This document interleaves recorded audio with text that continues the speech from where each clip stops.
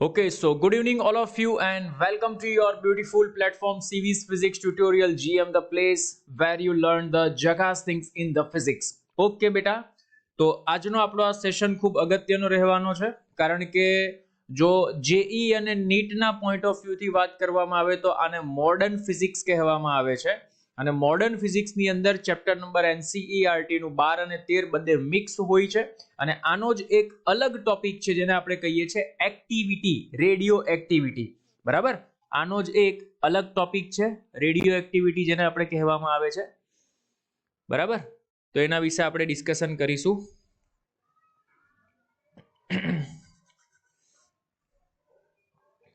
ચાલો, good evening.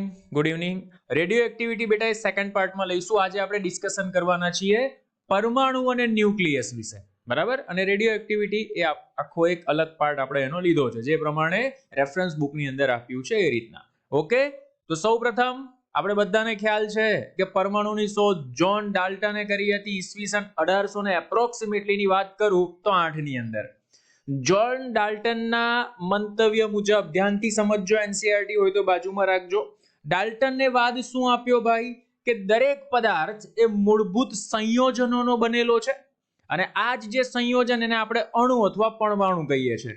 અને ડાલ્ટને જ્યારે અણુ અથવા પરમાણુની શોધ કરી બેટા ત્યારે એટલો બધો ખુશ હતો કે એને એવું શોધી નાખ્યું કે પૃથ્વી પર સૌથી નાનામાં નાનો કણ કોણ છે ભાઈ?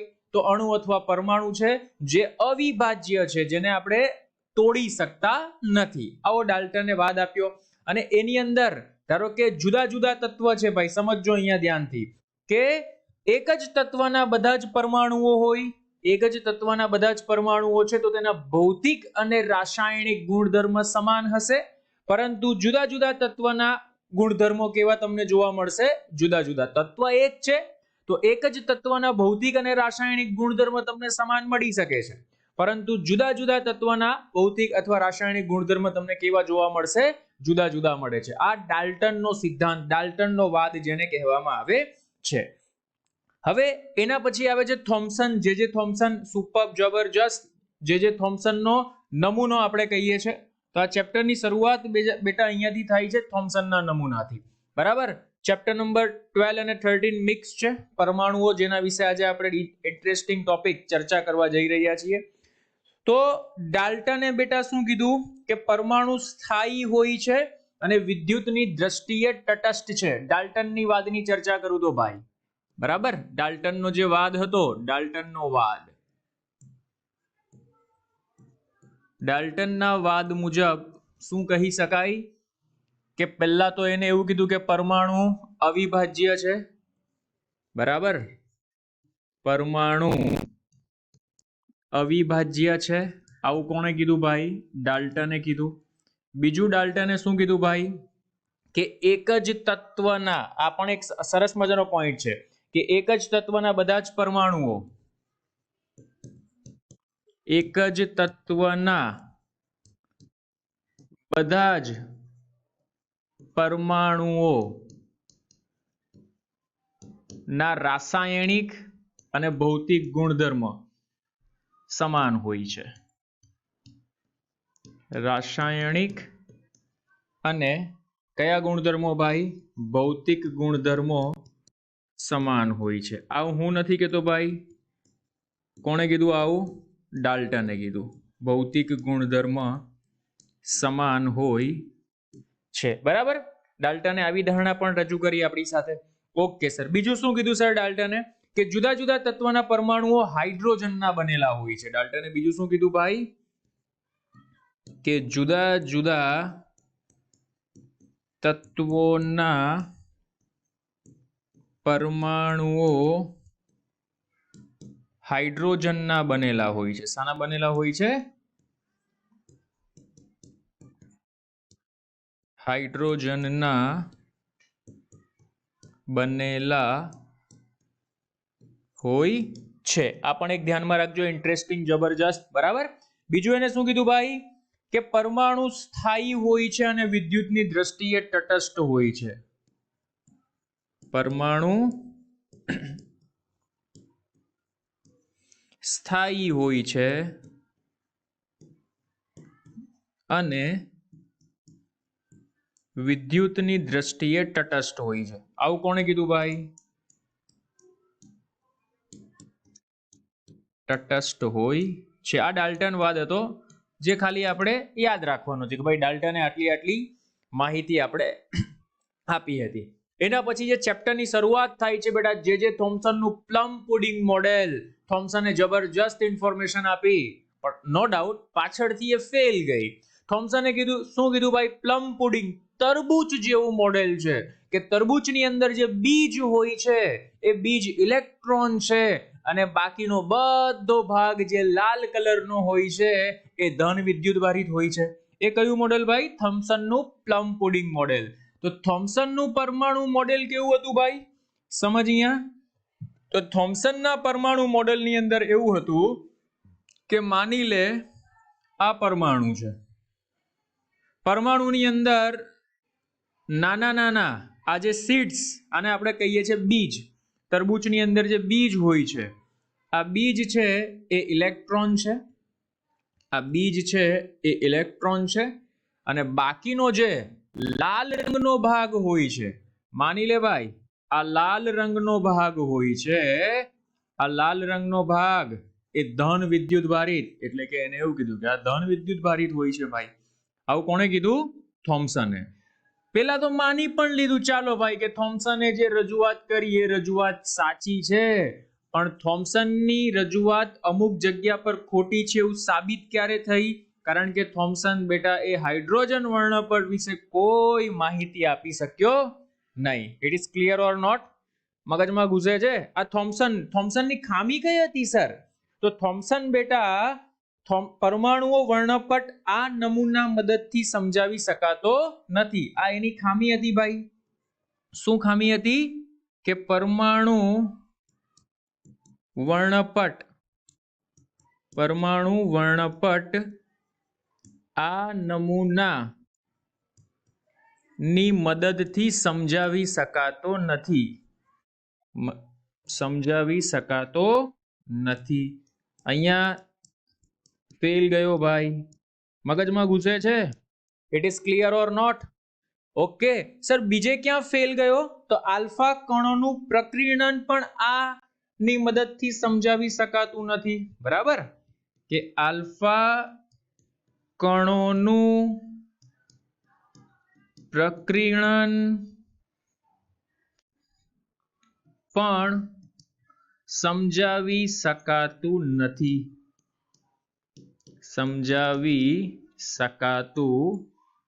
It is clear? તો અહીંયા બેટા આ બે એની ખામીઓ હતી થોમ્સન પરમાણુ મોડેલની. થોમ્સને શું કીધું હતું ભાઈ? કે થોમ્સનના મોડેલ અનુસાર પરમાણુ એક સૂક્ષ્મ ગોળાકાર વિસ્તારમાં સમાંગ રીતે વિતરિત થયેલ ધન વિદ્યુત ભાર અને તેમાં છૂટા પણ ચોક્કસ રીતે ગોઠવાયેલા ઇલેક્ટ્રોન્સનો બનેલો હોય છે, અને આ એક તરબૂચ મોડેલ જેવું પણ કહે છે, એટલે આપણે એને વોટરમેલન મોડેલ પણ કહેવામાં આવતું હતું. બોલો, ઇટ ઇઝ ક્લિયર? પણ એની બે ખામીઓને કારણે એ શું થયું ભાઈ? ફેલ ગયું. બોલો એની પ્રોબ્લેમ સમજ પડે તો બોલો yes sir. Okay, done. Any problem? અચ્છા સર. હવે આ ફેલ ગયો તો કોણ આવ્યો સર? ભાઈ આ ફેલ ગયો ને તો રુથરફોર્ડ આવ્યો. બરાબર? આના પછી કોનું મોડેલ આવ્યું સર? તો રુથરફોર્ડનું મોડેલ આવ્યું. બરાબર?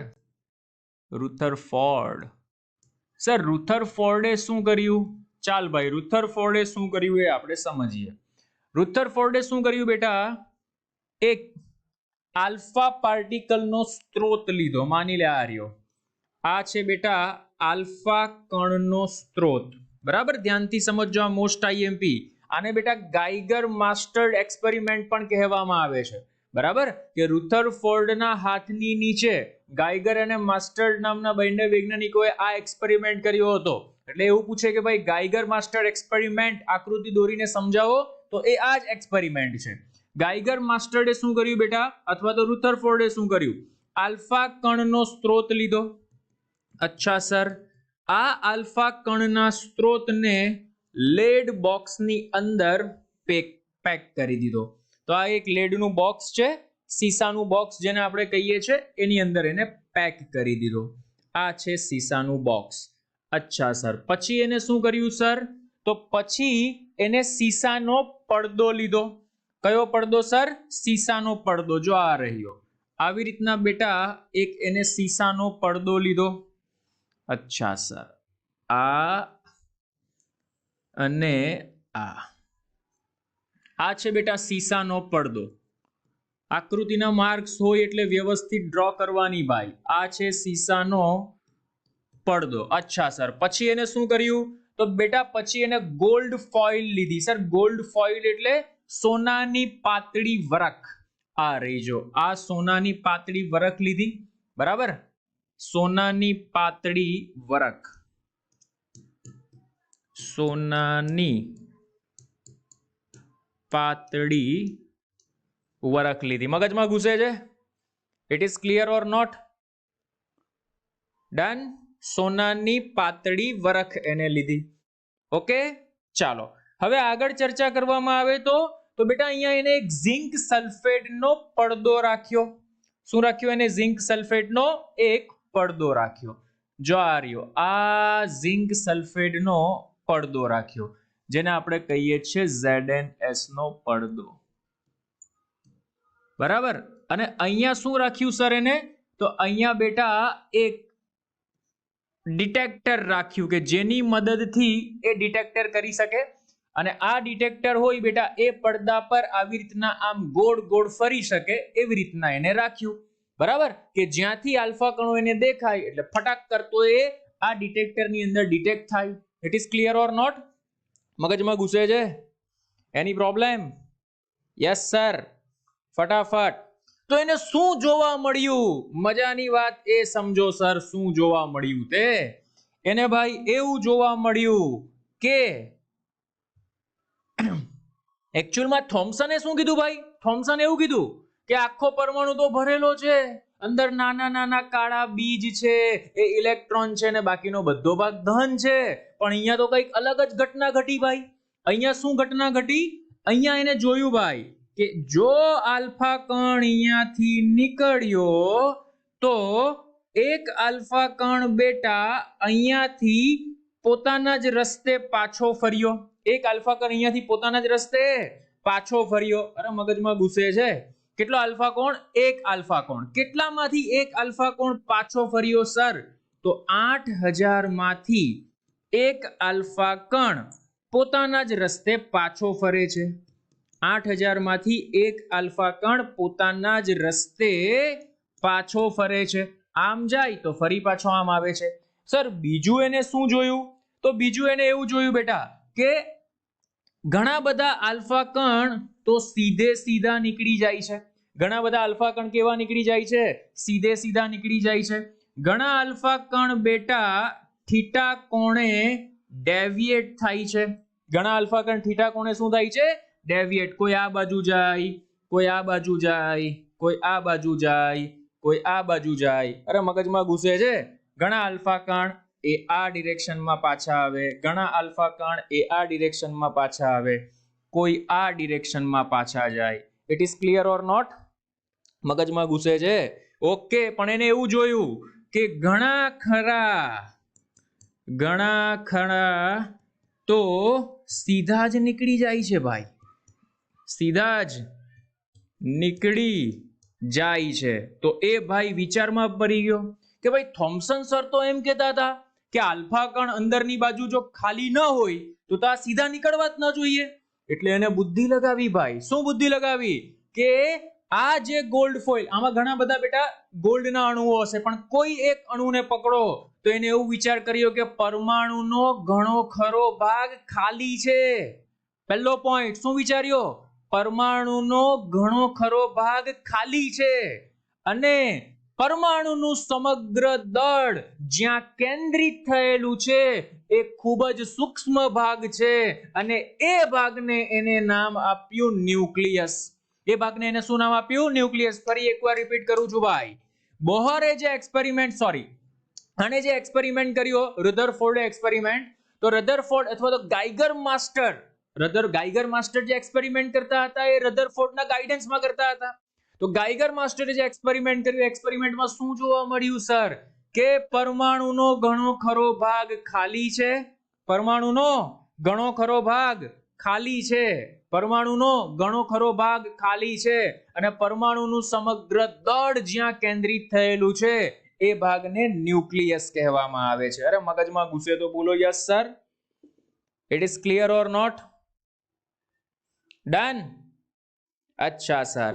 તને એ પણ જોવા મળે છે ભાઈ કે ઘણા બધા કિરણો છે એ થીટા કોણે ડેવિએટ થઈ જાય છે. તો આ ડેવિએટ પામતા કણોનું સૂત્ર કે number of particle is equal two 1/sin⁴ theta. Very most IMP ધ્યાનમાં રાખજે ભાઈ. સોરી, θ/2 આવશે. બરાબર, સુપર જબરજસ્ત ફોર્મ્યુલા છે કે નંબર ઓફ ડેવિએશન પાર્ટિકલ છે એ કેટલા ડેવિએટ થાય છે તો 1/sin⁴. એકચ્યુઅલી અહીંયા ચલે છે આવે, બીજી ઘણી બધી રાશિઓ આવે, પણ આપણે તો થીટા સાથે રિલેશન છે કે number of theta is directly proportional two 1/sin⁴ θ/2. બોલો એની પ્રોબ્લેમ? મગજમાં ઘૂસે છે? હા કે ના? ઓકે. હવે અહીંયા સમજ. મજાની વાત શું છે ખબર? મજાની વાત એ છે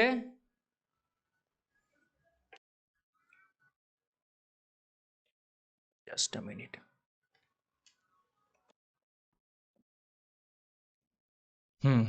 મજાની વાત શું છે ખબર ભાઈ?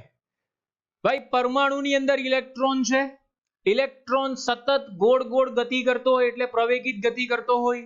હવે જો ઇલેક્ટ્રોન પ્રવેગિત ગતિ કરે તો એની ઉર્જા ગુમાવે અને એક સમય એવો આવે કે ન્યુક્લિયસની અંદર સમાઈ જાય.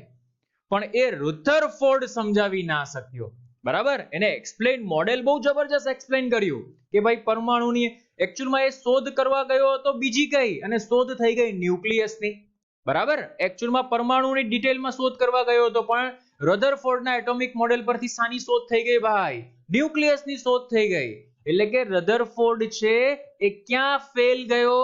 તો રુથરફોર્ડ છે બેટા, એ રુથરફોર્ડ પરમાણુની સ્થિરતા દર્શાવી ના શક્યો. સર સ્થિરતા એટલે સમજ ભાઈ, ધારો કે આ ન્યુક્લિયસ છે અને એની આજુબાજુ ઇલેક્ટ્રોન વર્તુળાકાર ગતિ કરે છે. તો રુથરફોર્ડ એવું કહે છે ભાઈ કે ઇલેક્ટ્રોન ગતિ કરે છે પણ કોઈ પણ પદાર્થ ભાઈ ગતિ કરીને 10 ચક્કર 15 ચક્કર 20 ચક્કર 25 ચક્કર મારે, થાકી તો જાય ને. અને એક સમયે થાકી જાય તો ન્યુક્લિયસની અંદર સમાઈ જવો જોઈએ આવી રીતના. બરાબર, તો આ જે ખામી રહી ગઈ, કયા મોડેલમાં ખામી રહી ગઈ? તો એ રુથરફોર્ડના મોડેલમાં ખામી રહી ગઈ. એટલે કે પરમાણુની સ્થિરતા વિશે માહિતી ન આપી શક્યો. કોણ ન આપી શક્યો? રુથરફોર્ડ. પહેલા નંબરની ખામી ભાઈ રુથરફોર્ડની, ધ્યાનમાં રાખજે. અરે મગજમાં ઘૂસે છે. It is clear?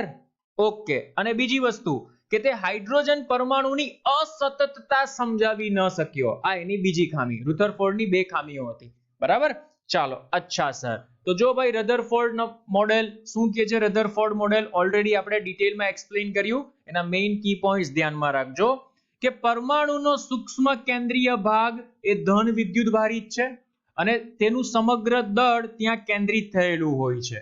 તો આ સૂક્ષ્મ મધ્ય ભાગની ફરતે ઇલેક્ટ્રોન વર્તુળાકાર કક્ષામાં ભ્રમણ કરતો હોય છે અને પ્રચલિત ભૌતિક વિજ્ઞાન અનુસાર ઇલેક્ટ્રોન તેની ઉર્જા ન્યુક્લિયસની આસપાસ શક્ય એવી અનંત કક્ષાઓમાંની કોઈ પણ કક્ષામાં ભ્રમણ કરી શકે છે. આવું કોણે કીધું ભાઈ?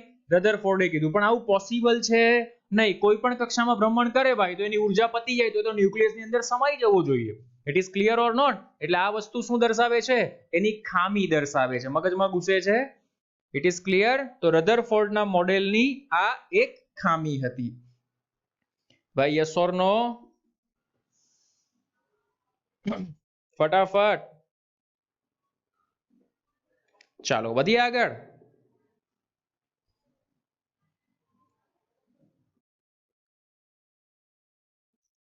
Okay, done.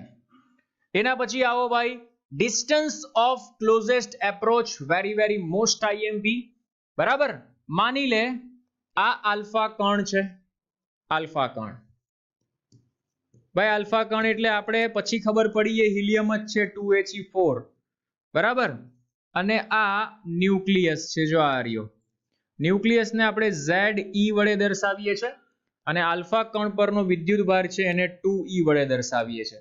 બરાબર, તો આ આલ્ફા કણ બેટા અહીંયાથી જ્યારે આની સાથે કોલિઝન અથડાવા જાય છે તો ઓછામાં ઓછું અંતર કાપી એ ફરી પાછો આ દિશામાં આવી જાય છે તો આ ઓછામાં ઓછું ડિસ્ટન્સ આને જ આપણે કહીએ છીએ ડિસ્ટન્સ ઓફ ક્લોઝેસ્ટ એપ્રોચ કે આ આલ્ફા કણ કેટલું ઓછામાં ઓછું ડિસ્ટન્સ અથડાતો નથી આની સાથે ભાઈ કારણ કે આ પણ પ્લસ છે ને આ પણ પ્લસ છે તો પ્લસ પ્લસ અથડાઈ થોડી એકદમ નજીક જશે ને ફટાક કરતું દૂર ચાલ્યું જશે તો ઓછામાં ઓછું અંતર કેટલું કવર કરે છે તો આ બેટા ઓછામાં ઓછું એનું અંતર છે it is clear or not મગજમાં ઘૂસે છે okay very most IMP formula પૂછે તો આવડવું જોઈએ ડિસ્ટન્સ ઓફ ક્લોઝેસ્ટ એપ્રોચ જો ન્યુક્લિયસ સાથે હેડ ઓન કોલિઝન થાય એટલા માટે પ્રક્ષિપ્ત કરેલા આલ્ફા કણ અને ન્યુક્લિયસ વચ્ચેના ન્યૂનતમ અંતરને ડિસ્ટન્સ ઓફ ક્લોઝેસ્ટ એપ્રોચ કહેવામાં આવે છે ક્લાસિક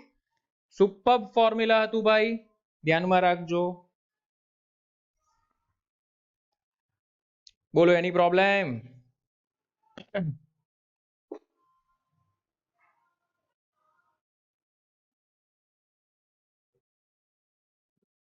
ओके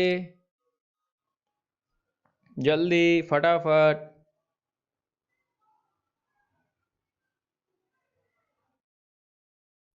चलो डन ओके नेक्स्ट એના પછી છે બેટા ઇમ્પેક્ટ પેરામીટર આ બી જબરજસ્ત ફોર્મ છે ભાઈ કે આલ્ફા કણ ન્યુક્લિયસ થી દૂર હોય ત્યારે ગતિના પ્રારંભમાં આલ્ફા કણનો વેગ સદિશ ભાઈ માની લે આ આલ્ફા કણ છે કોણ છે ભાઈ આલ્ફા કણ છે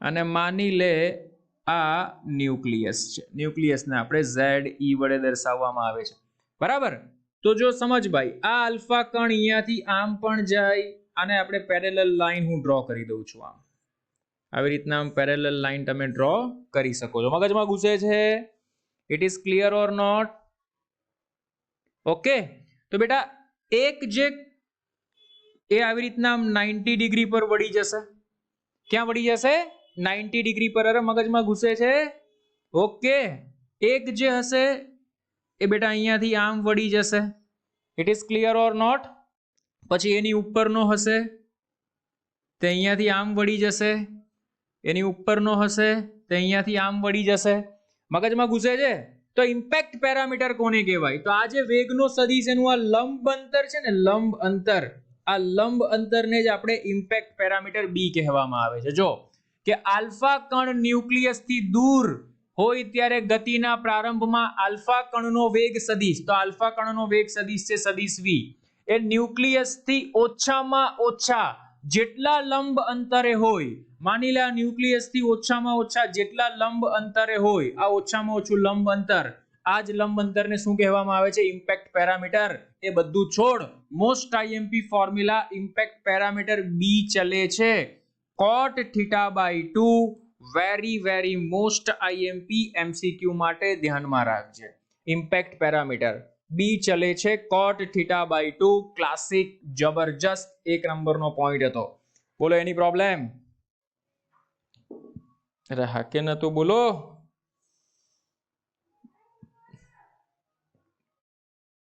ઓકે ડન એક્સિલેન્ટ ચાલો ઇમ્પેક્ટ પેરામીટર વધી આગળ ઇમ્પેક્ટ પેરામીટર પછી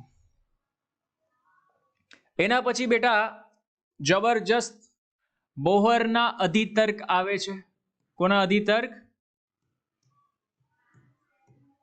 બોહરના અધિતર્ક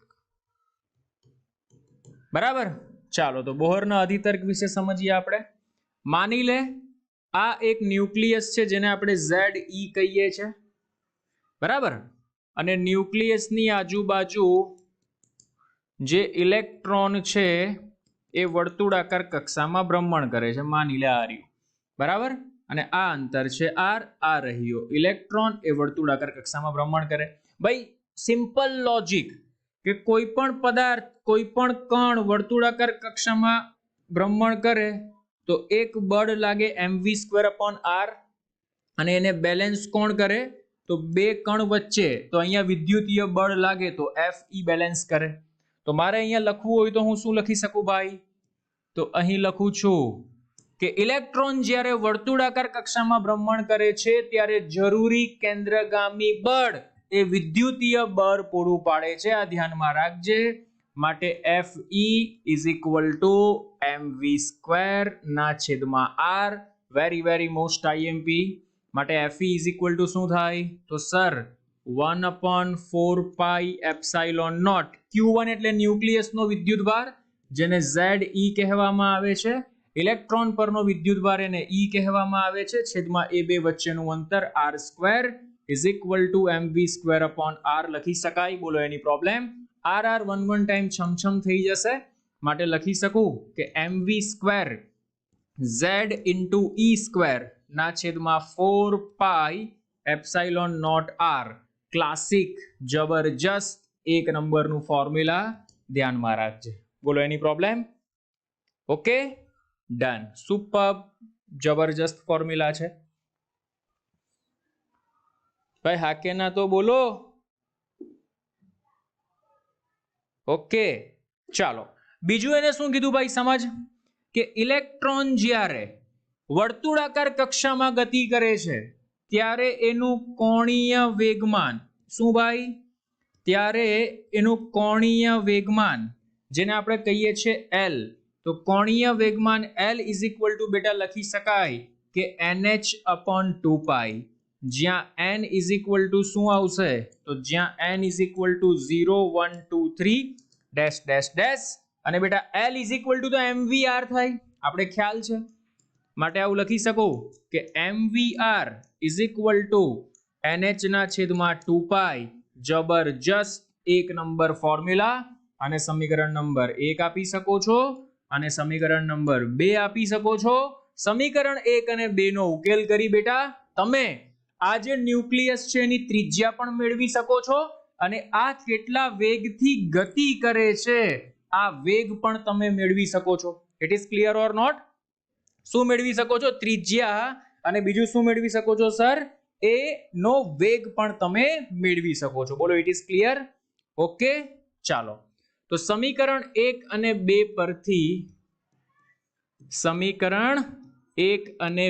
પરથી જે મને ત્રિજ્યા મળે છે r = વેરી મોસ્ટ IMP. ધ્યાનમાં રાખજે ભાઈ કે n²h²ε0/πme². સુપર ભાઈ. h² constant, ε0 constant, pi constant, m constant, e² constant. એટલે આ ધ્યાનમાં રાખજે કે n મી કક્ષાની ત્રિજ્યા ચલે છે r² થાય. Super formula. r ચલે છે n². Very most IMP. અહીંયા આપણે બેટા હાઇડ્રોજન એટમની વાત કરીએ છીએ. હાઇડ્રોજન માટે Z ની કિંમત 1 થાય. ન લખો તો ચાલે, બરાબર? હાઇડ્રોજન માટે Z ની કિંમત કેટલી થાય? 1 થાય. ન લખો તો ચાલે. અરે મગજમાં ઘૂસે છે એની પ્રોબ્લેમ? ઓકે સર, ચાલો પ્રથમ કક્ષાની ત્રિજ્યા જો બેટા બધી કિંમત મૂકીને તમારે જોઈએ તો આમ લખી શકાય કે પ્રથમ કક્ષાની ત્રિજ્યા એને લખી શકાય બેટા r1. તો r1 અહીંયા બેટા r1 શોધી શકો n ની કિંમત 1 મૂકીને h²ε0πme² કરીને. એનો આન્સર આવશે approximately 529 angstrom. Very most IMP. ધ્યાનમાં રાખજે ભાઈ 529 એંગસ્ટ્રોમ. ડન. સુપર.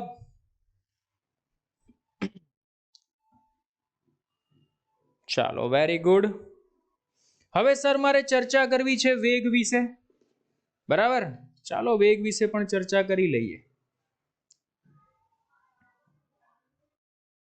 શાના વિશે ચર્ચા કરવી છે? વેગ વિશે. કે ઇલેક્ટ્રોનનો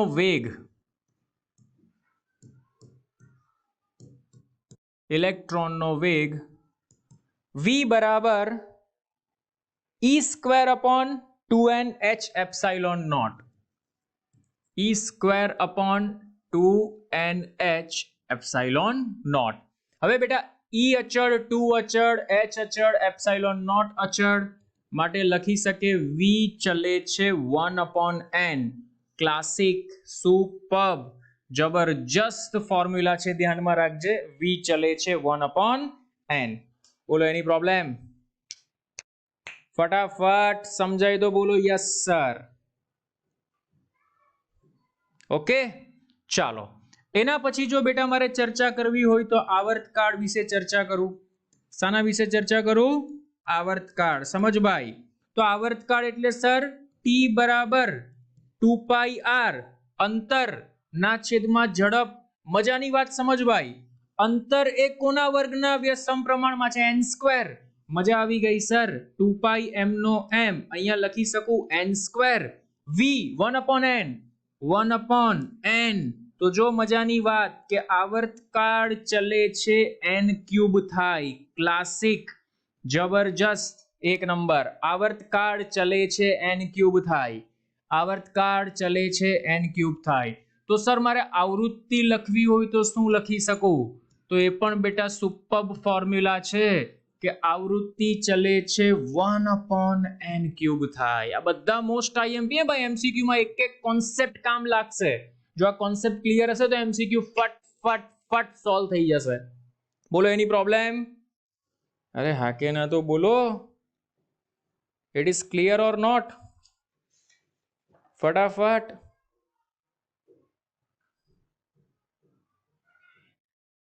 ઓકે સર, ડન. ચાલો સર, વેગમાન લખવું હોય તો વેગમાન. ભાઈ વેગમાનની ચર્ચા કરીએ. જો ખાલી વેગમાન હે ભાઈ, ખાલી વેગમાન. તો sir P is equal to m into v. P is equal to m into v. m તો અચળ હોય. બોલો v ચલે છે શું છે સર? v ચલે છે 1 upon m. તો બેટા ધ્યાનમાં રાખજે વેગમાન ચલે છે 1 upon n થાય. Very very most IMP. આ બધા શોર્ટ ફોર્મ્યુલા તારા બનતા જાય છે એમસીક્યુ સોલ્વ કરવા માટે. અરે હા કે ના બોલો. It is clear or not? Done. આવર્તકાળનું તો આપણે બનાવી લીધું, આવૃત્તિનું પણ બનાવી લીધું. કોણીય વેગમાન બેટા ધ્યાનમાં રાખજે, મોસ્ટ આઈએમપી. કોણીય વેગમાન L કહેવાય. તો કોણીય વેગમાન L ચલે છે n. આ તો આપણે ખ્યાલ જ છે, nh/2π આવે એટલે. ઓકે, ચાલો બીજું ગતિ ઉર્જા વિશે પછી આપણે ચર્ચા કરીએ. બોલો અહીંયા સુધી કોઈને તકલીફ? એની પ્રોબ્લેમ? ફટાફટ.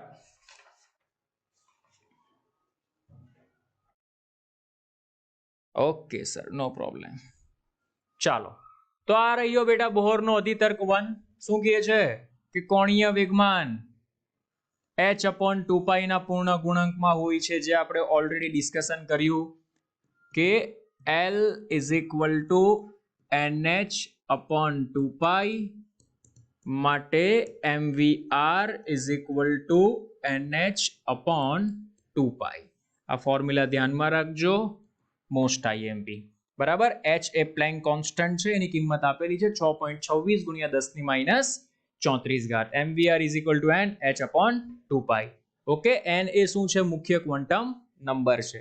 બોલો અધિતર્ક નંબર 1. અધિતર્ક 2 છે બેટા કે ઇલેક્ટ્રોન જ્યારે, આ એક સમજવા જેવો છે. સમજ ભાઈ. ધારો કે આ એક ન્યુક્લિયસ છે આપણી પાસે Ze.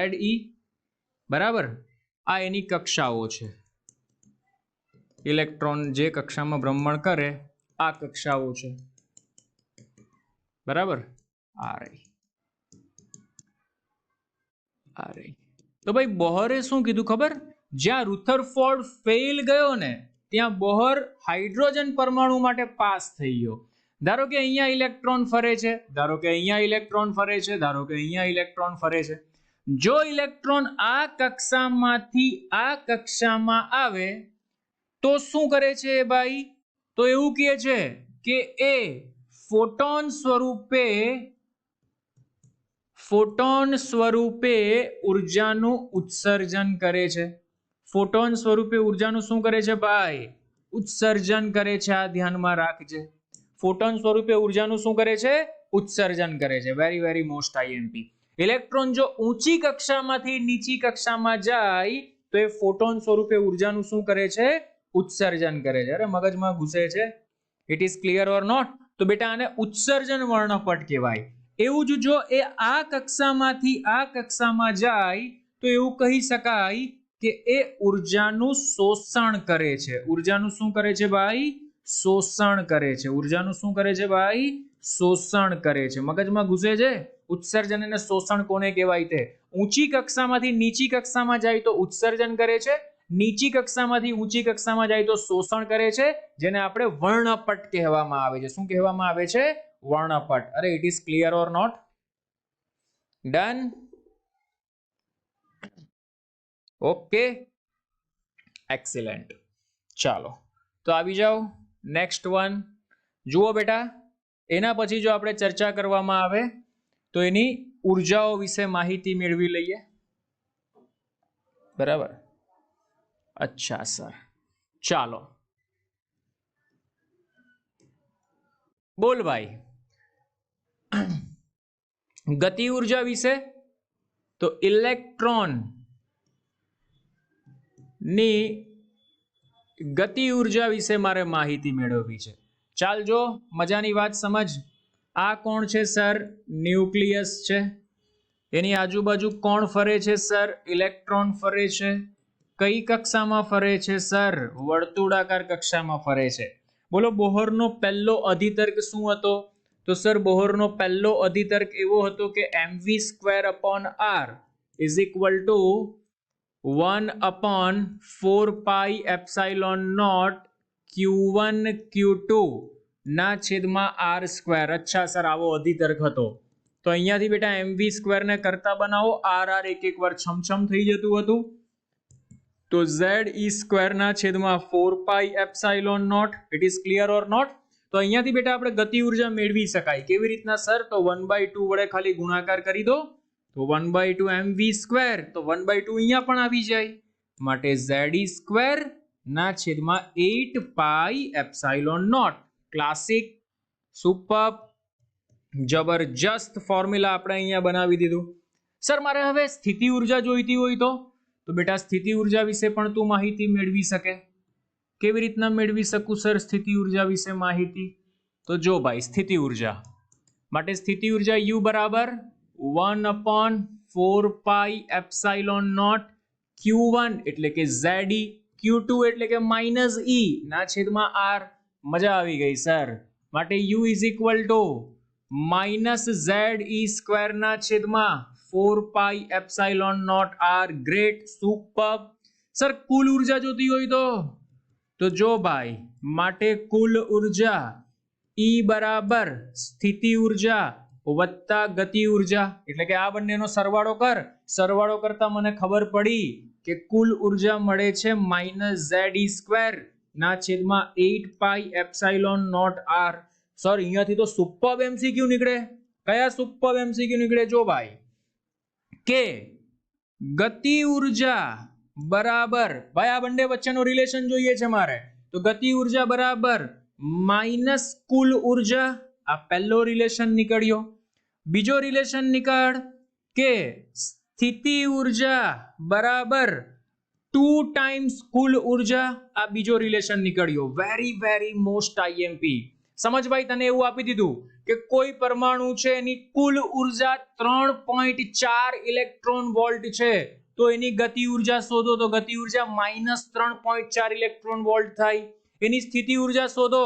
બરાબર, માઇનસ માઇનસ પ્લસ થઈ જાય. -3.4 કુલ ઉર્જા હોય તો +3.4, અને અહીંયા -3.4 ના ડબલ 6.8 સ્થિતિ ઉર્જા તમારી થઈ જશે. It is clear or not?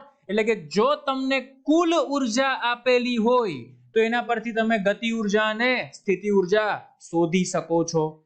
અરે it is clear or not? Done? હા, અહીંયા આર આવે, આર લખતા ભૂલાઈ ગયો છે. બસ ઓકે. Any problem?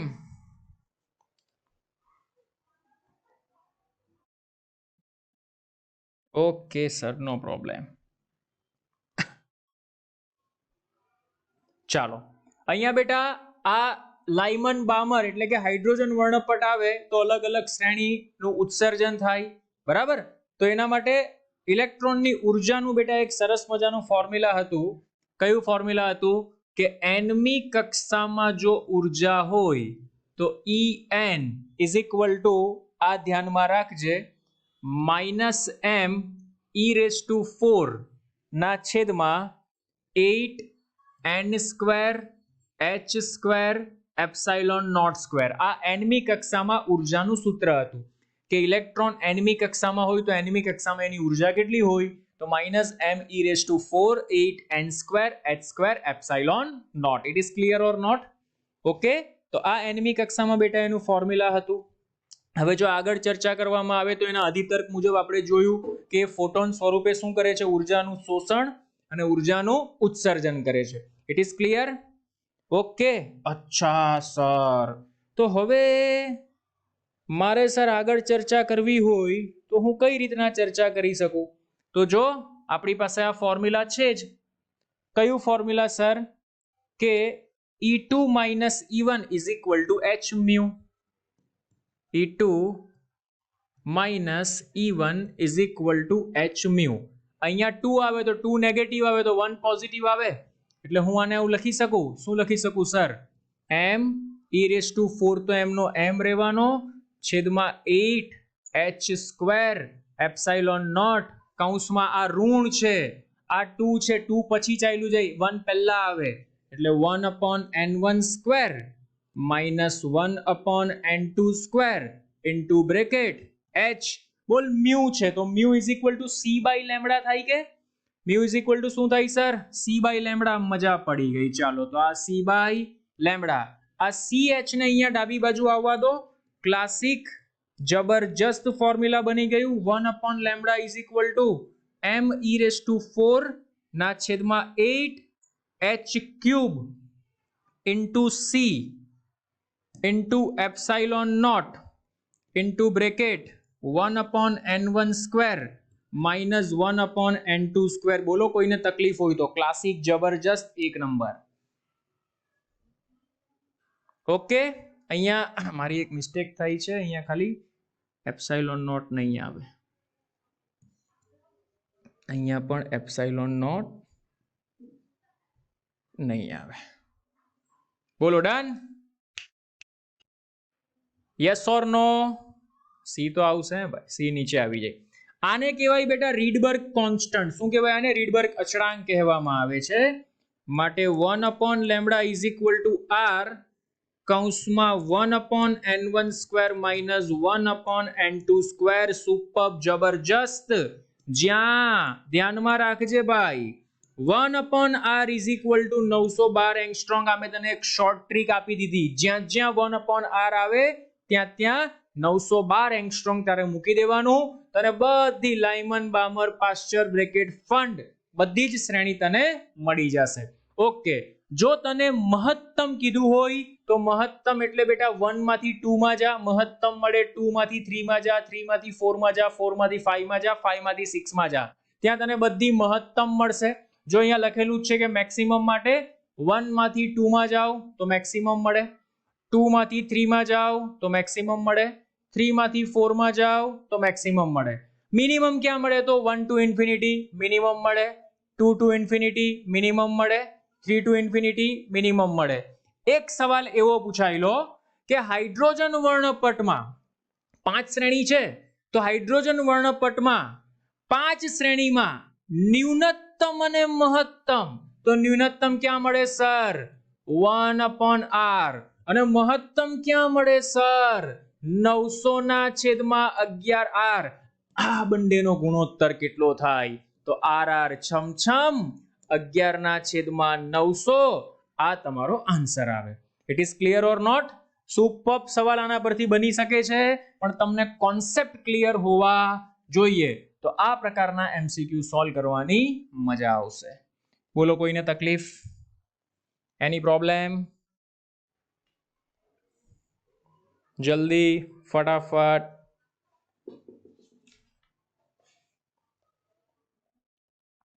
લાઇમન બામર બ્રેકેટ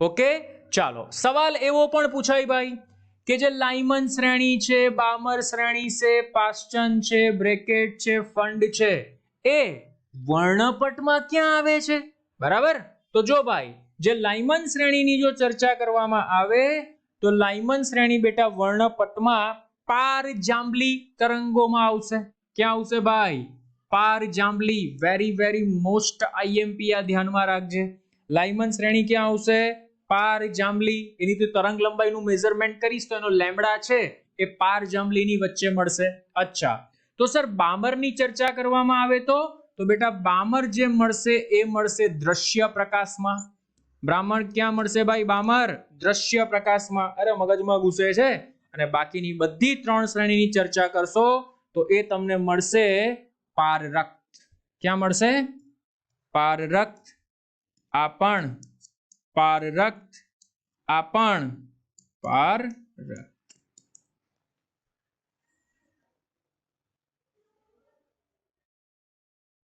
ઓ ભાઈ સૂત્રથી આન્સર આવી જ જાય શું નથી આવતો સૂત્રથી આન્સર મૂકો ફંડ શ્રેણીમાં n = 6 આ આન્સર તમારો મીટરમાં આવે અહીંયા તમે મૂકો ને તો આ મીટરમાં આવે મીટરને મેં એંગસ્ટ્રોમમાં ફેરવેલું છે 1/r બરાબર એના માટે ડિટેલમાં તમારે લેક્ચર જોવો પડે અત્યારે આપણે MST કોર્સ ચાલે છે એટલે જેટલા મેઇન પોઈન્ટ્સ છે તે હું હાઇલાઇટ કરું છું કેલ્ક્યુલેશન તમે આરામથી કરજો તમને 1/r ની કિંમત સામાં મળશે 912 એંગસ્ટ્રોમમાં મળશે અહીંયા તમે 1/r કરશો તો r ની કિંમત એ તમને મીટર ઇન્વર્સમાં આપી છે NCERT માં 1/r ની કિંમત સામાં આપી છે મીટર ઇન્વર્સ એટલે r ની કિંમત તમે અહીંયા મૂકશો એને એંગસ્ટ્રોમમાં કન્વર્ટ કરજો તો એંગસ્ટ્રોમમાં કન્વર્ટ કરશો એટલે તમને કેટલા મળશે 912 એંગસ્ટ્રોમ આ હોટ ફેવરિટ છે ધ્યાનમાં રાખજો ઓકે ડન ચાલો ભાઈ બોલો અહીંયા સુધી કોઈને તકલીફ હોય તો ફટાફટ પરમાણુ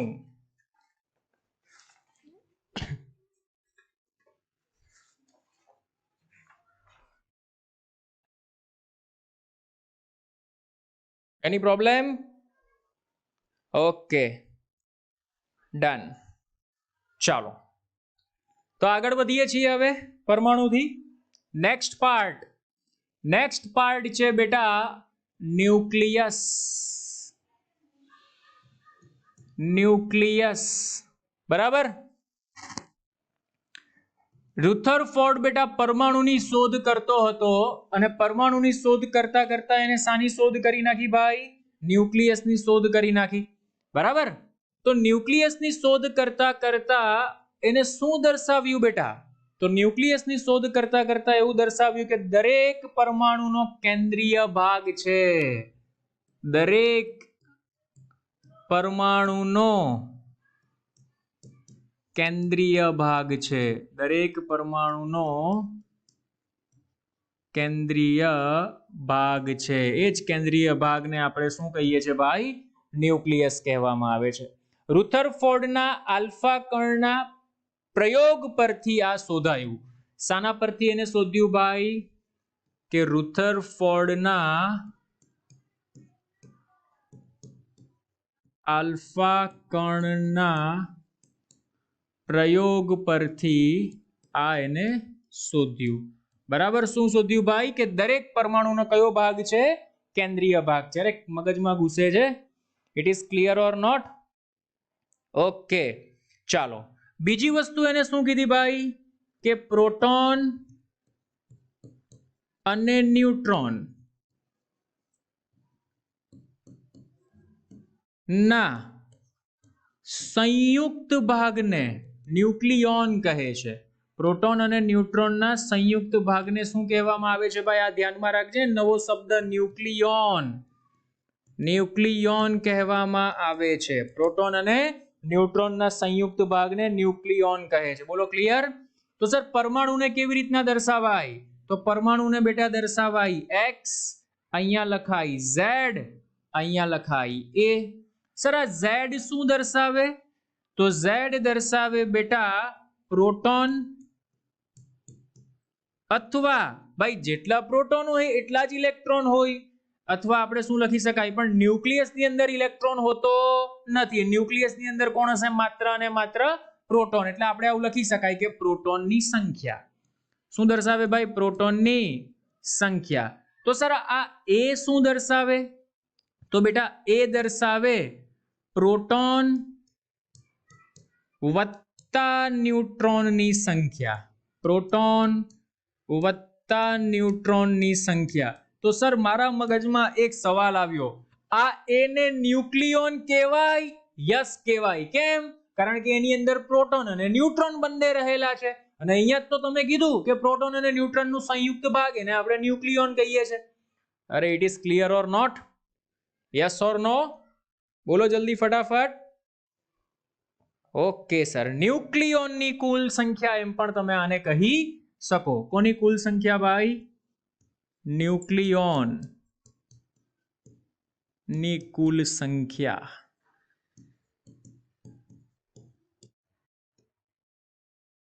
ડન? Okay, excellent. ચલો આવી જાઓ ભાઈ. જુઓ અહીંયા ન્યુક્લિયોન, તો ન્યુટ્રોન અને પ્રોટોન નું સામાન્ય નામ ન્યુક્લિયોન છે. એટલે ન્યુક્લિયન બોલે એટલે સમજી જવાનું એની અંદર ન્યુટ્રોન પણ છે અને પ્રોટોન પણ છે. પરમાણુ ક્રમાંક કોને કહેવાય? તો તત્વના પરમાણુમાં રહેલા પ્રોટોનની સંખ્યાને પરમાણુ ક્રમાંક Z કહે છે, અને જેટલા પ્રોટોન હોય એટલા જ આપણે શું લઈએ છીએ? ઇલેક્ટ્રોન. પણ એ તો પરમાણુમાં હોય, ન્યુક્લિયસમાં ઇલેક્ટ્રોન હોતા નથી. આ ધ્યાનમાં રાખજો. પરમાણુ દળાંક કોને કહેવાય? તો તત્વના પરમાણુના ન્યુક્લિયસમાં રહેલા ન્યુક્લિયોનની સંખ્યા. ન્યુક્લિયોન એટલે ન્યુટ્રોન પ્લસ પ્રોટોન. ન્યુક્લિયોનની સંખ્યાને પરમાણુ દળાંક એ કહેવામાં આવે છે. બરાબર? ન્યુટ્રોન અને પ્રોટોનની સંખ્યાનો સરવાળો કરો એટલે A = Z + N થશે. તમારે ન્યુટ્રોન શોધવો છે તો સીધી વાત છે ભાઈ. તો આ X = આપણે શું લખીએ છીએ? અહીંયા લખીએ છીએ Z, અહીંયા લખીએ છીએ સોરી એવું લખીએ છે ને, Z અને A. બરાબર? તો તમને એમ પૂછે ભાઈ કે ન્યુટ્રોનની સંખ્યા કેટલી? તો મારે ખાલી ન્યુટ્રોન જોઈએ છે. તો ન્યુટ્રોનની સંખ્યા A માંથી Z ને બાદ કરી નાખો તો આટલા તમને ન્યુટ્રોન મળશે. પ્રોટોન કેટલા? તો પ્રોટોનની સંખ્યા તમને મળશે ઓન્લી Z. આને આપણે પ્રોટોન કહીએ છીએ. ઇલેક્ટ્રોન, તો ઇલેક્ટ્રોન પણ Z જ હશે, પણ ન્યુક્લિયસમાં ઇલેક્ટ્રોનનું કોઈ કામ છે નહીં. બોલો ડન? It is clear? ફટાફટ, ફાસ્ટ. Okay done. ચાલો એના પછી સુપરભાઈ, સમસ્થાનિકો કોને કહેવાય? બરાબર? તો બેટા સમસ્થાનિકો સમદળીય અને સમન્યુટ્રન એટલે કે સમસ્થાનિકો કોને કહેવાય? તો જો શોર્ટમાં હું અહીંયા તમને લખી દઉં છું કે સમસ્થાનિકો જેમાં Z સમાન હોય. કોણ સમાન હોય ભાઈ? Z. કે જે પરમાણુઓ માટે પરમાણુ ક્રમાંક Z સમાન હોય, એ ગમે તે હોય એનાથી કઈ ફરક પડતો નથી. Z સમાન હોય તો એને આપણે સમસ્થાનિક એટલે આઇસોટોપ્સ કહેવામાં આવે છે. બોલો ઇટ ઇઝ ક્લિયર? ઓકે. પછી આવશે બેટા સમદળ. સમદળીય કોને કહેવાય? બરાબર? તો સમદળીય, તો એને પણ શોર્ટમાં લખી શકો ભાઈ કે જેના A સમાન હોય. શું સમાન હોય? A સમાન હોય. એ એટલે એની અંદર ન્યુટ્રોન અને પ્રોટોનની સંખ્યા સમાન હોવી જોઈએ. જો સમદળીય મગજમાં ઘૂસે છે, સમદળીય આર્યુ આઇસોબાર જેને કહેવાય, કે જે પરમાણુમાં A એટલે કે ન્યુક્લિયોનની સંખ્યા સમાન હોય પરંતુ Z અસમાન હોય તો ચાલે. અહીંયા બે એક્ઝામ્પલ મેં આપેલા છે, 82 83 bismuth 214. It is clear? Okay. અને એના પછી લાસ્ટ છે આઇસોટોન. આઇસોટોન એની અંદર જ છે, ન્યુટ્રોન સમાન હોવા જોઈએ. બરાબર? એને કહેવાય સમન્યુટ્રોનીય. સમન્યુટ્રોનીય. આ ભાઈ એમસીક્યુ માટે મોસ્ટ આઈએમપી બોર્ડમાં ધ્યાનમાં રાખજો. શું સમાન હોય? એમાં ન્યુટ્રોન સમાન હોય. શું સમાન હોય ભાઈ? ન્યુટ્રોન. એટલે તમે એમ કહી શકો કે A - Z સમાન હોવા જોઈએ. It is clear or not? સમસ્થાનિક, સમદળીય, આઇસોટોન, આ ત્રણ વસ્તુ ધ્યાનમાં રાખજો. સમસ્થાનિક, સમદળીય, આઇસોટોન. બોલો ડન? Any problem? समझाई तो बोलो यस सर, फटाफट।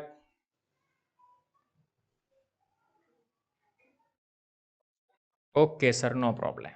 चलो नेक्स्ट, એના પછી આવી જાઓ બેટા ન્યુક્લિયસની ત્રિજ્યા।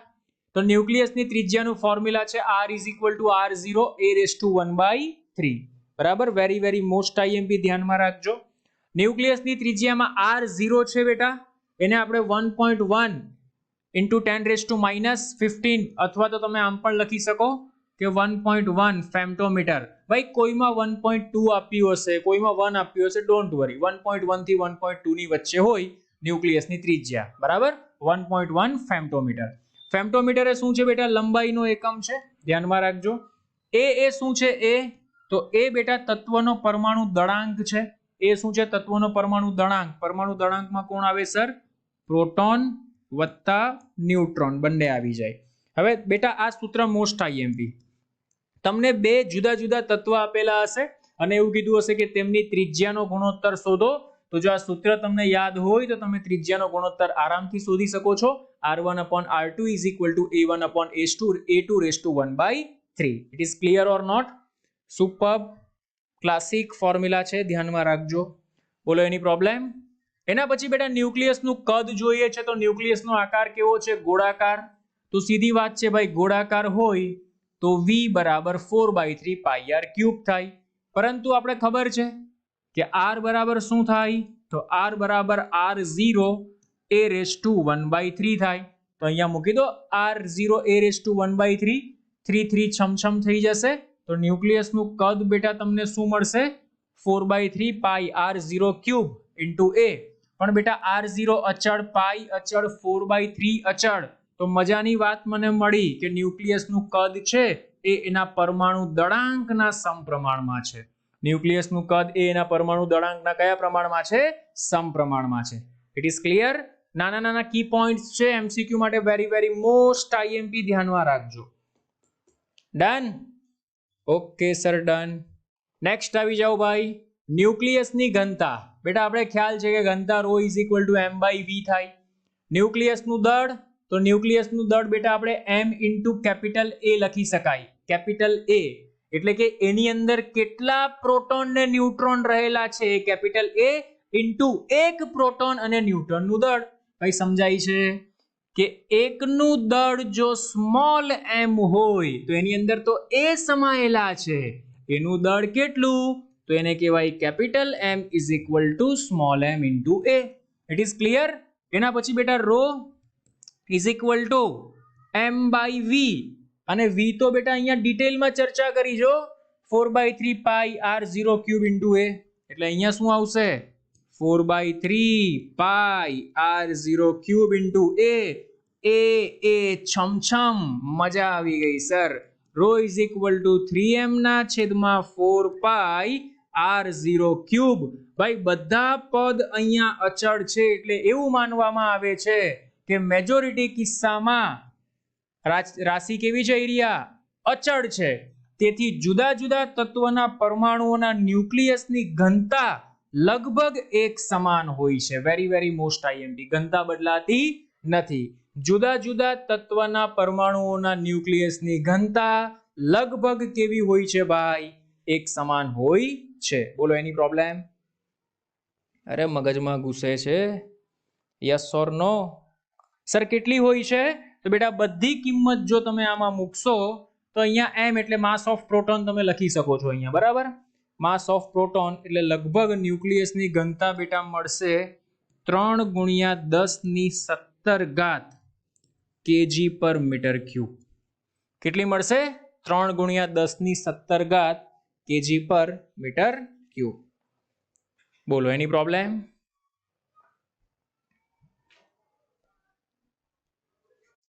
ડન? જલ્દી ફટાફટ।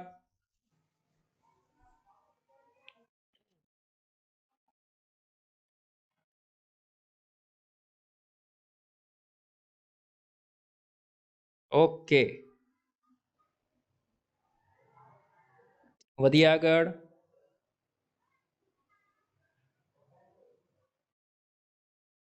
ઓકે સર, ચાલો નેક્સ્ટ, દળનો એકમ. ભાઈ એકચ્યુઅલમાં આપણે દળનો એકમ કેજી લઈએ છે, પરંતુ અહીંયા વપરાતા બધા જ અણુઓ બેટા એટલા સૂક્ષ્મ છે કે કિલોગ્રામ તો એની સામે બહુ મોટો એકમ છે. તો અહીંયા કેસમાં દળનો એકમ આપણે શું લઈએ છે? AMU લેવામાં આવે છે, એટોમિક માસ યુનિટ. બરાબર, એટલે કે એને એવું કીધું કે અનઉત્તેજિત 6C12 એનો 12મો ભાગ લઈ લો. એના 12મા ભાગને આપણે શું કહેવામાં આવે છે? 1 AMU કહેવામાં આવે છે. આ તો તમે બેટા કેમિસ્ટ્રીમાં પણ ભણી ગયા હશો કે 1 AMU કોને કહેવામાં આવે છે. એટલે આ વેરી મોસ્ટ IMP ધ્યાનમાં રાખજો કે 1 AMU એટલે એપ્રોક્સિમેટલી બેટા તમે ચેક કરવા જશો ને તો આ માસ ઓફ પ્રોટોનની નજીક જ છે, કારણ કે માસ ઓફ પ્રોટોન છે 1.67 × 10⁻⁻27 kg. પાછળના આના જે પોઈન્ટ છે ને બેટા, એ પોઈન્ટમાં થોડોક ફરક છે, પણ તમે જો એપ્રોક્સિમેશન કરવું હોય તો તમે કરી શકો કે 1 AMU it is equivalent two mass of proton. બરાબર, પ્રોટોનના દર બરાબર હોય છે. બોલો એની પ્રોબ્લેમ? સમજાય છે તો બોલો યસ સર.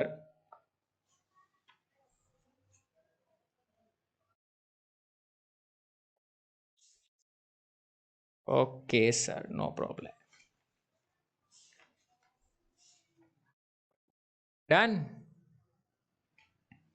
ઓકે ચાલો, હવે છે બેટા ન્યુક્લિયસની દળ ક્ષતિ. આ જબરજસ્ત છે, સુપર ટોપિક છે.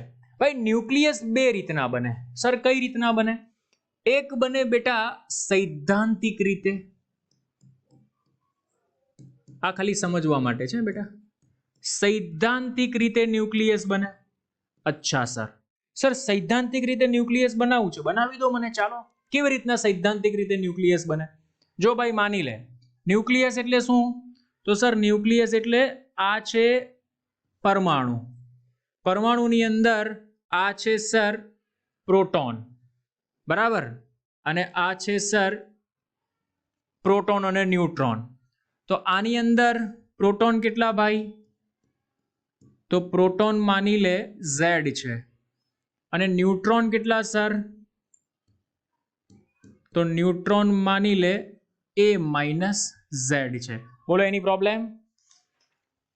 મગજમાં ઘૂસે છે? Okay done. હવે મારે સૈદ્ધાંતિક રીતે પ્રોટોન બનાવવું. કેવી રીતના? તો લે ન્યુટ્રોન. શું લે? પરમાણુ છે મારી પાસે એક. એ પરમાણુમાંથી મારે કોને બનાવવું છે? તો એ પરમાણુમાંથી મારે બેટા ન્યુક્લિયસ બનાવવું છે. તો હું શું કરીશ કે પરમાણુમાંથી જો મારે ન્યુક્લિયસ બનાવવું હશે તો બે રીતના બનાવી શકું. મેથડ નંબર 1, ન્યુટ્રોન લો, પ્રોટોન લો, બંનેના દળનો સરવાળો કરો. મજા આવી ગઈ સર. ચાલો, માટે ન્યુક્લિયસ મારે બનાવવું હોય તો બેટા જો મેં શું લીધું? ન્યુટ્રોન, એટલે કે Z into mass of proton.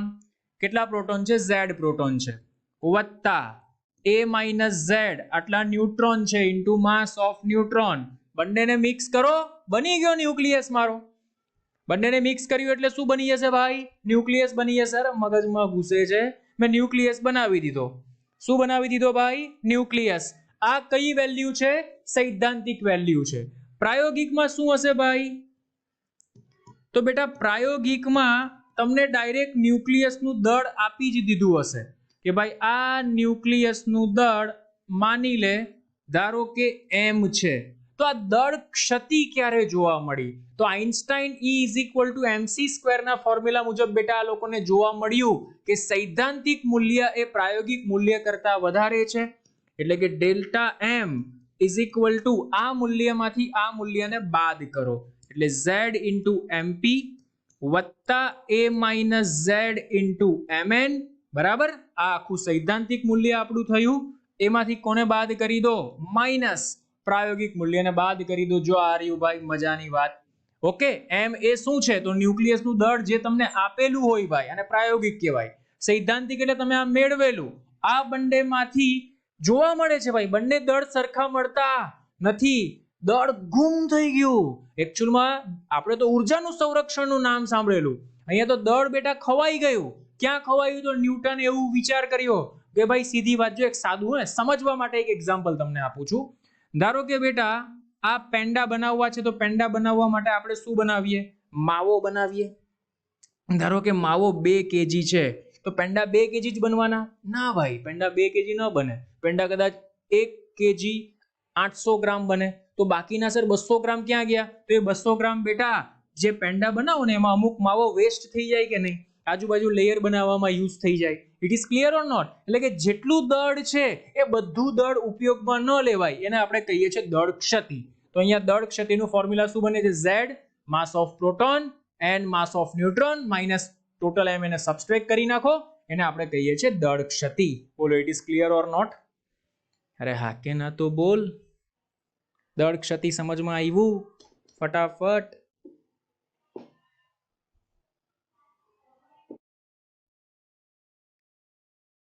Okay, અને અહીંયાથી બેટા તને કેટલી ઉર્જા? તો E is equal to delta m into c square. આજે દળ ક્ષતિ મળી, આ દળ ક્ષતિ તારે અહીંયા મૂકી દેવાની, ઇન્ટુ સી સ્ક્વેર કર એટલે તને ઉર્જા મળી જાય. બરાબર? જો અહીંયા આવી જા. ન્યુક્લિયસની એના પછી છે બંધન ઉર્જા. કઈ ઉર્જા? ન્યુક્લિયસની બંધન ઉર્જા. તો દળ ક્ષતિ ડેલ્ટા એમ ને સમતુલ્ય ડેલ્ટા એમ સી સ્ક્વેર ને ન્યુક્લિયસની બંધન ઉર્જા કહેવામાં આવે છે. એનું ફોર્મ્યુલા છે ભાઈ, છે પેલું જ ફોર્મ્યુલા, ખાલી કોની સાથે ગુણાકાર કરી દીધો? સી સ્ક્વેર સાથે. સી એ કોણ છે ભાઈ? પ્રકાશનો વેગ છે. હવે સમજ બેટા, ન્યુક્લિયસની બંધન ઉર્જા કરતા એકમ પરમાણુ દળાંક દીઠ બંધન ઉર્જા વધારે અગત્યની છે. જે ન્યુક્લિયસમાં આ કિંમત વધારે એ ન્યુક્લિયસ વધારે સ્થાયી. સમજજે ભાઈ, જેની બંધન ઉર્જા વધુ એ સ્થાયી નથી ભાઈ, એ સ્થાયી નથી. સ્થાયી કોણ છે સર? બંધન ઉર્જા પર ન્યુક્લિયોન વધુ એ સ્થાયી છે. આ ધ્યાનમાં રાખજે, વેરી વેરી મોસ્ટ આઈએમપી. બંધન ઉર્જા વધારે એ ન્યુક્લિયસ સ્થાયી એ જરૂરી નથી, પણ એકમ ન્યુક્લિયોન દીઠ બંધન ઉર્જા જેની વધુ એ ન્યુક્લિયસ વધારે સ્થાયી. એમસીક્યુ માટે મોસ્ટ આઈએમપી ભાઈ યાદ કરીશ, આવશે એટલે મને મગજમાં ઘૂસે છે. ઓકે ડન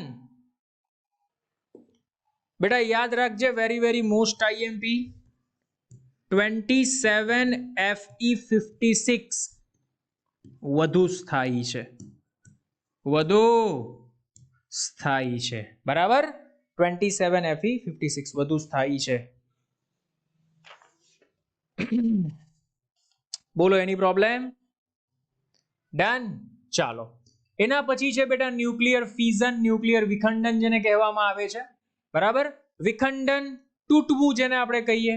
એટલે કે જો ભારે ન્યુક્લિયસ કોઈ બે ન્યુક્લિયસમાં વિભાજિત થાય તો ઉર્જાનું ઉત્સર્જન કરે છે. આ પ્રક્રિયાને ન્યુક્લિયર ફ્યુઝન કહેવામાં આવે છે. ન્યુક્લિયર ફ્યુઝન, ફ્યુઝન એટલે જોડાણ. જો અમુક હલકા ન્યુક્લિયસોને સંલગ્ન કરી મોટું ન્યુક્લિયસ રચી શકાય તો ઉર્જાનું ઉત્સર્જન થાય છે. આ પ્રક્રિયાને ન્યુક્લિયર ફ્યુઝન કહેવામાં આવે છે. બરાબર? ધ્યાનમાં રાખજો, ન્યુક્લિયર સંલયન એટલે ભેગું થવું, વિખંડન એટલે છૂટું પડવું. બંને કેસમાં બેટા ઉર્જાનું ઉત્સર્જન થાય છે. આમાં જોડાણ કરવું પડે છે, આમાં વિખંડન એટલે કે છૂટા પડવું પડે. છૂટા ક્યારે પડે બેટા? એકદમ હાઈ ન્યુક્લિયસ છે, એનર્જી એની ખૂબ અસ્થાયી ન્યુક્લિયસ છે. બરાબર? ધારો કે લઈ લે થોરિયમ, યુરેનિયમ. યુરેનિયમ અસ્થાયી છે, તો અસ્થાયી યુરેનિયમ સ્થાયી બનાવવા માટે શું કરે છે ભાઈ? પોતાનામાંથી હિલિયમને છૂટો પાડે છે. સપોઝ લઈ લે 92 છે તો હિલિયમને છૂટો પાડે, 2He4 બનાવે. બરાબર? અને થોરિયમ બની જાય. તો અસ્થાયી હતો, અસ્થાયીમાંથી કેવો બની ગયો? સ્થાયી બની ગયો. તેને આપણે કહીએ છીએ વિખંડન. It is clear? વિખંડન અને સંલયન આ બે પ્રક્રિયા આની અંદર આવે. બોલો, ક્લિયર? Any problem? તો ન્યુક્લિયર વિભંજન અને ન્યુક્લિયર સંલયન બેટા આ એનો તફાવત છે, યાદ રાખજો. જો પૂછાય પરીક્ષામાં તો તમને આવડવો જોઈએ. બરાબર? Okay sir, done.